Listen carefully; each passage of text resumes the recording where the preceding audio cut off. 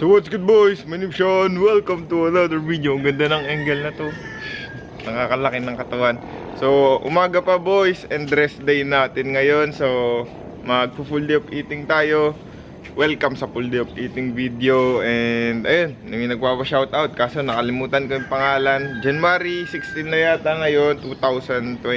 Okay, so day 16 ng taon. Madami nang na-fall off sa diet. So ano tayo ngayon, nag-whey coffee.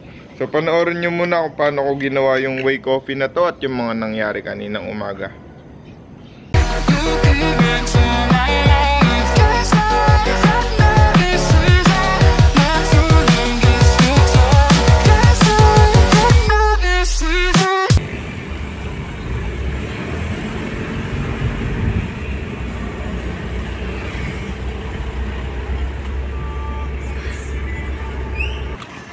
Palengke. Chicken gang. Chicken feet gang and budang. Hahaha. Itlog secured. Chicken breast fillet secured. Cow secured. Banana secured. May araw na.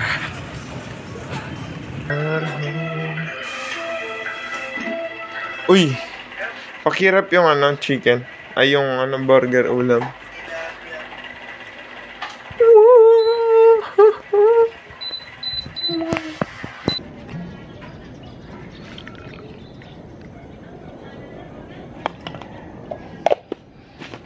So ayun, nirefill ko lang yung whey coffee ko. Napanood nyo na nagpunta tayong palengke kaninang medyo madaling araw. Tapos ngayon, nandito na tayo sa bahay.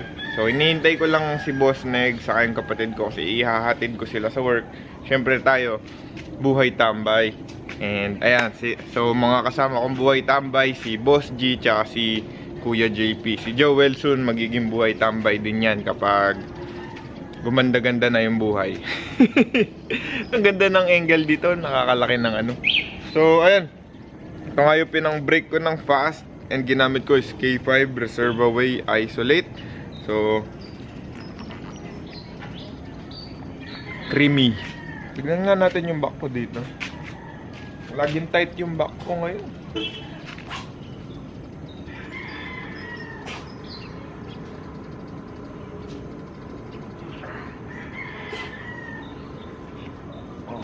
Diba? Solid.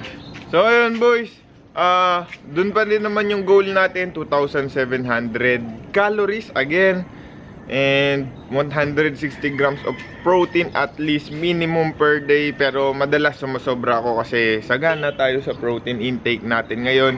And yun, halos din naman kasi nanggagaling sa whey protein. Nakaka 2 scoops of whey protein ako na per day. So yun, sa 2 scoops pa lang meron na akong di ba? So yung isang gamit ko stacker. So yun yung nilalagay ko sa oats. Mamaya papakita ko sa inyo. And then dito sa isa is yung K5. So tinatry natin or pinatry sa atin ni Boss Duan. And shout out again kung gusto nyo bumili ng supplements, okay, from creatine, vitamins, fat burners, whey proteins. Syempre sa Good Stuff Supplements kayo bumili dahil sobrang bait ng owner, okay, si Boss Duan Kamba. And ayun, lahat affordable din doon. So either sa TikTok shop or Shopee shop. Okay, so yung Shopee nakalink dyan sa sa description natin. So ayun boys, hinintay ko lang yung mga service ko. Kape-kape lang ako dito. Buhay tambay. Basic. Boys, yung mga service ko, teka lang, yung stereo, yung mga service ko, and nag-a-atras yung basura. Ayan, mga service ko, ayun, dalawa, si Boss Neg, kapatid ko, tapos yung nanay ko, syempre lagi yan nakasupport. Stage mother ang tawag sa kanya. Stage mother, POV vlog. Ayan, naghihintay sila, Hindi pa ako gumagana. Binibidyo ko si Boss Neg. Tingnan si Boss Neg. Uy, nahangin-hanginan pa. Boss Neg, papasok na siya sa trabaho. Oh no, yung pit niya. Alikansya, alikansya. Hindi naman. So ayan boys, nahatid ko na si Boss Neg sa kanyang work. At tayo, guguluhin muna natin yung mga nandun sa mga tropa natin. Ayan. San Fernando, Pampanga. Let's go. Okay boys, nandito tayo sa bahay. So, magbibideo call daw si Kuya JP tsaka si Joel. So, pakita lang natin sila. May sasabihin daw sila sa inyo. Join na tayo dito sa video call nila. Boys, ayan si Kuya JP. Kuya, bilis na! Pakita mo na physic update. Nag-bold ka nung nakaraan dyan sa CDC. So, ayun boys. Magpe-prep muna tayo ng meal. Di ko na papakita sa inyo paano ko lulutuin. So, ang lalagay lang natin, corned beef. Itong buo na to, 260 grams to. Tapos, 4 eggs. And then, yung chicken breast adobo. Tapos, rice. Parang chow fan style yung gagawin natin, boys. Pakita ko na lang sa inyo pagkakain na ako. Okay, boys. Dahil hindi tayo nag-almusal, gutom na ako. At pinakita ko naman sa inyo kung ano yung pinrep ko. Pinaghalo-halo ko na dito. So, basically, meron siyang 200 grams of chicken breast, adobo cook. Yun, para storable sa rep or pwede siyang i-store sa rep para matagal, di ba? So, bibili na ako ng maraming chicken, then i-ref ko na lang, then kain na lang. So, hindi ko na iniinit. Malamig ko na kinakain yung chicken. 200 grams yun, boy. Tapos, 260 grams nung Argentina corned beef. Baka naman 4 eggs, 400 grams of rice. Tapos niluto ko lang. Ito yung kinalabasan niya, boy. Ayan. Meron naman ako na montage na clip. So basically, parang ano siya, parang chow fan, parang kaning baboy. So halo-halo lang. Hindi naman importante kung maganda yung kinakain mo. So wala ka naman sa restaurant. Importante, solid na solid yung laman niya. Masarap. Tapos, ayan, flash ko, macros and calories on the screen. And, anong oras pa lang? Di nga tayo nag-almusal. 11:17 pa lang kung nakikita nyo dyan. So, maaga-aga pa, 11:17 AM. So, makaka 2 meals lang siguro ako ngayong araw. And, wala naman tayong gagawin masyado ngayong araw. So, yun. Next meal ko na, or yung meal pagkatapos nito is yung oats and banana na. So, mas gusto kong kumakain in large volumes kesa dun sa paunti-unti tapos maramihan or sunod-sunod. So, di kaya ng di kaya ng energy at powers ko yung ganun. So, miski nung nagsisimula ako, pinakamaraming meals ko is 4 meals yata. So, and boy, taste test na natin. So, yung ibang manok, niliit-liit ko, yung iba as is na, ganito. Yan, tinamad na ako Sarap. Tapos yung corned beef rice na may egg, sinangag ko lang. Masarap pa yan kung lalagyan ng hot sauce, boy. Syempre, yung UFC na to, 0 calories yan, o 5 calories per, konti lang naman. Mga 15 calories excess siguro yan nilagay ko. Hindi ko alam. Ilan ba yung serving size niya? 5 calories per 6 grams. Saktong 6 grams lang siguro. Konti lang. So, masarap sana kung ganito yung ilagay. Chili garlic. Kaso, sobrang mamantika niyan. So, alam nyo naman na 1 tablespoon yata or 1 teaspoon of oil is meron na siya agad 120 calories. So, basically, 15 ml yun. Meron na siyang 120 calories. Pag ganyan yung kinakain mo, chili oil, mapapakain ka talaga ng marami. Mapapalagay ka ng marami. So, stay away from those kinds. Chili garlic, chili oil. So, huwag na kayo mag-ganon kung nagda-diet kayo. May pinaparinggan lang ako dito. Sana matamaan ka. So, kain muna tayo, boy. Kain natin yung may hot sauce. Hot sauce na lang kayo kaysa ganon. Nalaglag. So ayun boys, kain na muna tayo ng matiwasay. Marami-rami to. Tignan nyo, halos 2 kamay ko. Balaki yung kamay ko, parang Kawhi Leonard. So, kain muna tayo ng maayos. Boys, prep tayo ng next meal natin. So, kailanganin natin na 600 grams of banana, oatmeal. Itong nasa roll 1 lalagyan. Oats yan. Ayan. So, paubos na. Pero marami ako stock ng oats. Di lang nabubuksan. Nandun pa sa lalagyan ng grocery. At syempre, whey protein stacker from Good Stuff Supplement. So, pagsasama-samahin lang natin. Tapos lalagyan natin ng mainit na tubig. Then, freezer natin.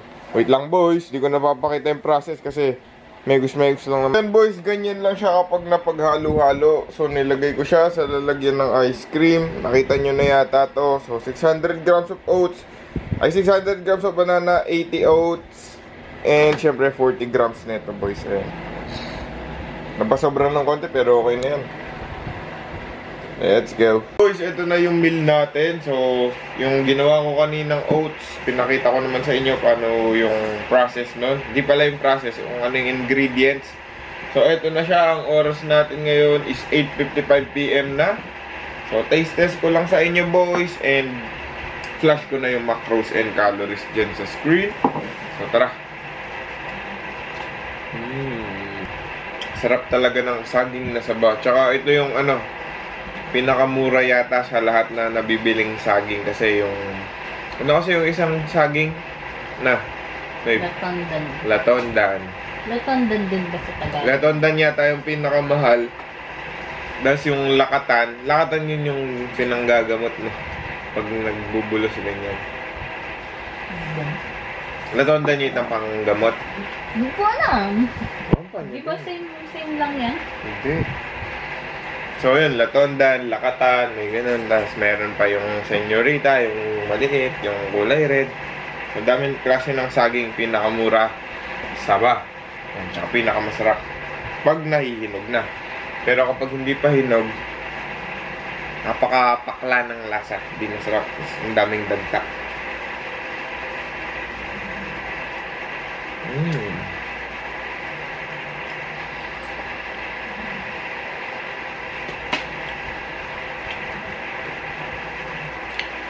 So ayun boys, kain na ako ng maayos. Kumakain na din kasi doon si Boss Neg behind the scenes.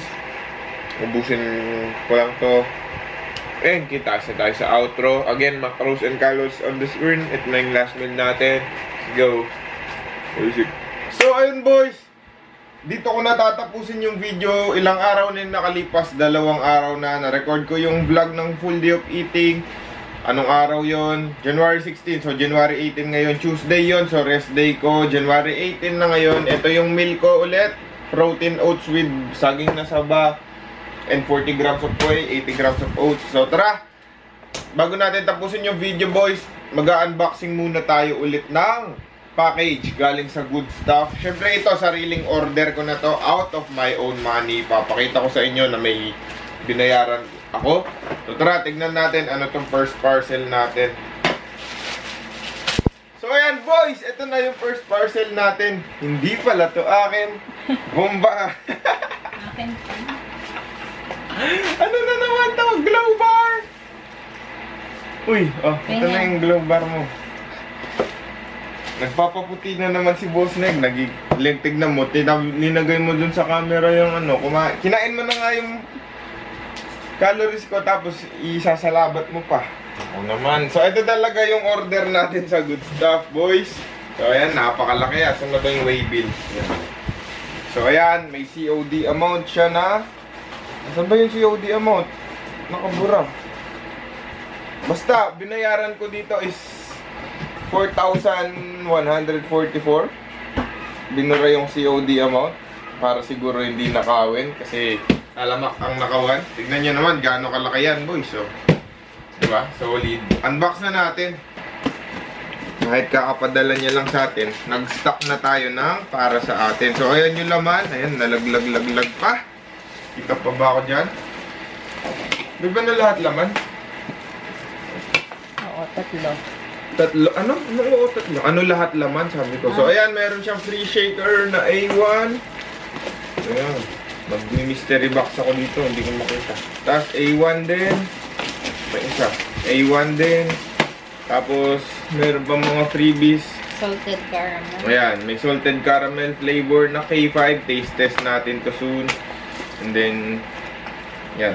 Mga isolate ulit yung binili ko. So, Swiss chocolate. Yan yung pinamigay natin dun sa gym, dun sa nakaraang vlog. Dito, nutty chocolate yata to. O, nutty chocolate flavor. So, dalawang nutty chocolate. Kasi ito na lang yung available stocks sa kanila. So, ayan lahat. Meron pa ba? Ano?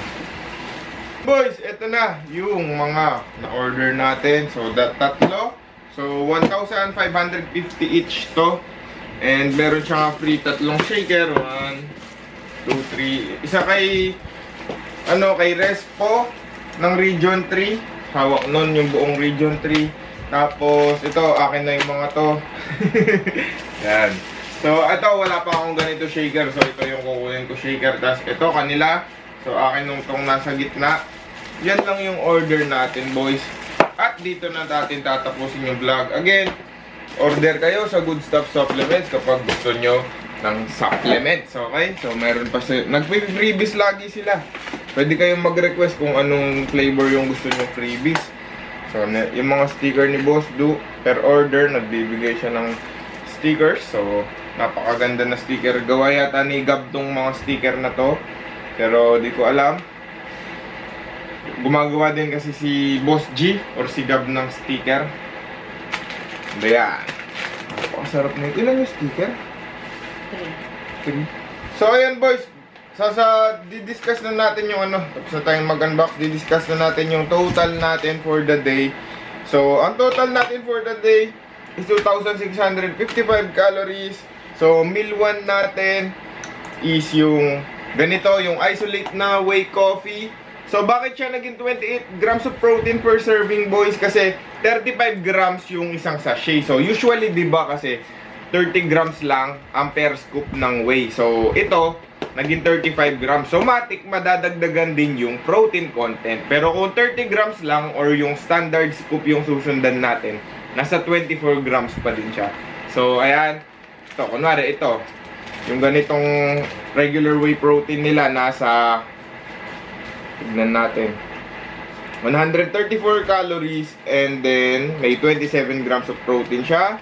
Ilang grams itong serving na to? 35 din. Hindi tulad sa regular na whey yung isang nakasashay, yung A1. So, 30 grams lang yun. And yung meal 2 natin, boys, meron tayong kinain na sinangag na parang chow fan style, yung Argentina. 260 grams, isang lata. White rice, okay, 400 grams. 4 large eggs, na pinakita ko naman yata, di ba? So, 200 grams of chicken. So, hinalo-halo ko lang yun sa isang kaldero at niluto ko, or kawali at niluto ko. And then, last meal natin yung ganito, boys, yung kinoriet ni Boss Neg, yung oats. So, meron tayong 80 oats, 600 grams of banana, and 40 grams of stacker na whey protein. So, total for the day, 328 grams of carbohydrates, 62 grams of fat, 198 grams of protein. So, magtataka kayo, boys, okay, sa mga bago dyan, kasi hot topic ngayon to sa fitness industry natin, na yung protein intake ko nung meal 2 is 126 grams. So, ayan. Yun yung best kasi para sa akin. Kasi gusto ko, nag-e-enjoy ako sa per meal ko, hindi yung... Siyempre, yung iba, talagang buhay na nila yung bodybuilding. And yung pagkain ko ng large amount of protein in one sitting, it works for me. So, gumagana siya sa akin. Hindi naman siguro nasasayang yung protein na kinakain ko. Parang ganun. So, it applies to all naman. So, siyempre, kung... Ito lang yan.